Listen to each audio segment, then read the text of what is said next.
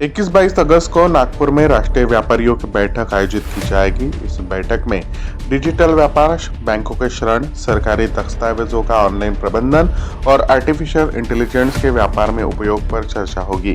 Cat के राष्ट्रीय अध्यक्ष बीसी भरतिया ने कहा कि यह बैठक व्यापारियों के लिए एक महत्वपूर्ण परिवर्तन का अवसर साबित होगी। बैठक में महिला उद्यमियों को प्रोत्साहित करने, व्यापार में वृद्धि और नई तकनीकों के उपयोग पर भी चर्चा होगी।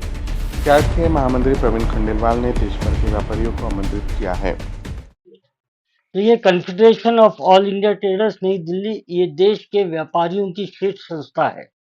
इसका आम सभा, वार्षिक आम सभा नागपुर में 21 और 22 अगस्त को होगी, जिसमें देश भर के व्यापारी नेता यहाँ एकत्रित होंगे।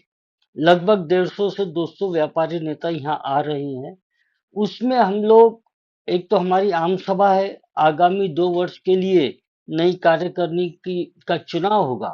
इसके अलावा हमारे देश में व्यापार में तेजी से परिवर्तन आ रहा है, तो उसको ध्यान में रखते हुए व्यापारी ने अपने आप को कैसे ऊपर उठाना और नए वातावरण में व्यापार कैसे करना, डिजिटल इंडिया में कैसे व्यापार करना, आर्टिफिशियल इंटेलिजेंस का इस्तेमाल करके कैसे व्यापार करना, ये सारी चीजें हम लोग यहाँ चर्चा करने वाले हैं।